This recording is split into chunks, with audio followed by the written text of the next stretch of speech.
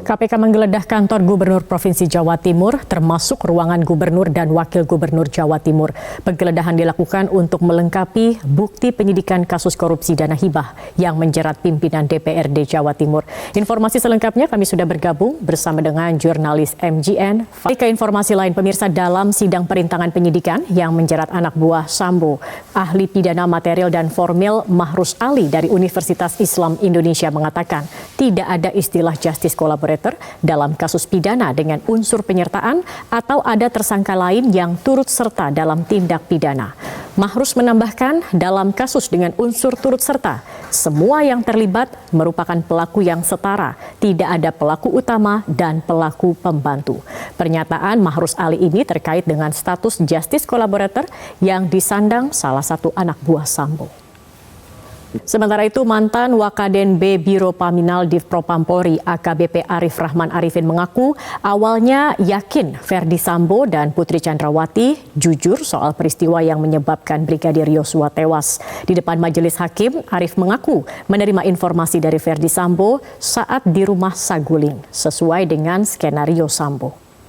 Polres Metro Tangerang Kota menggelar apel pasukan operasi Lilin 2022 dalam rangka pengamanan Hari Natal dan Tahun Baru 2023. Apel diikuti oleh petugas gabungan dari jajaran TNI, Polri, Satpol PP, BPBD, Dinas Perhubungan, dan Dinas Kesehatan.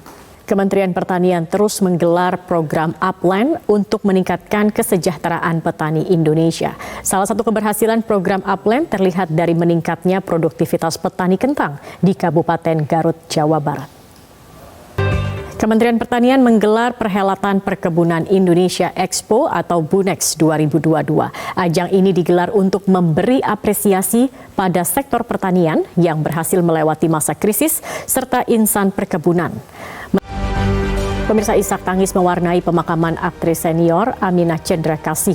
Pemeran maknya dalam sinetron Sidul Anak Sekolahan itu dimakamkan di TPU Karet Bifak, Jakarta Pusat pada Kamis pagi.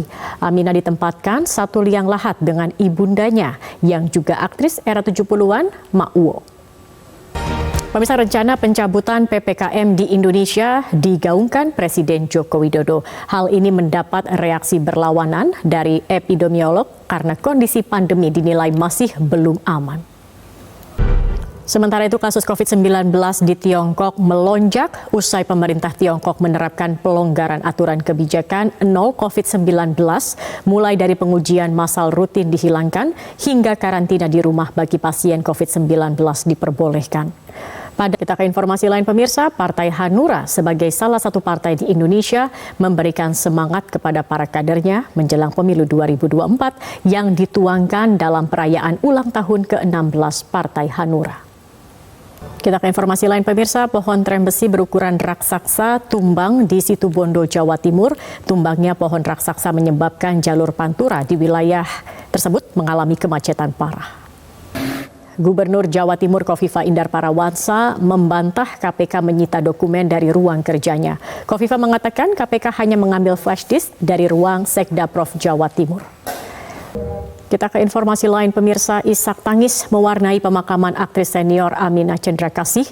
Pemeran maknya dalam sinetron Sidul Anak Sekolahan ini dimakamkan di TPU Karet Bifak, Jakarta Pusat pada Kamis pagi.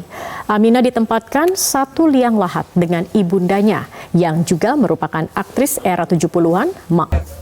Kabar duka datang dari dunia hiburan tanah air. Aktris senior Aminah Cendra Kasih atau maknya di sinetron Sidul meninggal dunia karena sakit. Pemirsa, Hari Ibu menjadi hari spesial bagi wanita Indonesia. Banyak sosok wanita inspiratif yang mampu membagi perannya sebagai seorang ibu serta wanita karir yang sukses. Seperti sosok dari Menteri Luar Negeri Retno Marsudi. Pemirsa, ibu di mata Menteri Pariwisata dan Ekonomi Kreatif Sandiaga Uno merupakan sosok yang merupakan segalanya. Ibu bisa menjadi mentor hingga mitra yang selalu mendampinginya sejak kecil hingga saat ini. Presiden Joko Widodo menyambut kunjungan kenegaraan Presiden Republik Sosialis Vietnam Nguyen Xuan Phuc di Istana Kepresidenan Bogor, Jawa Barat pada Kamis pagi. Kedatangan Presiden Phuc disambut upacara resmi kenegaraan. Kita ke informasi dari mancanegara, pemirsa. Rezim Taliban melarang perempuan Afghanistan berkuliah atau menempuh pendidikan tinggi. Hal ini melanggar janji saat kelompok itu menguasai pemerintah pada 2021 silam.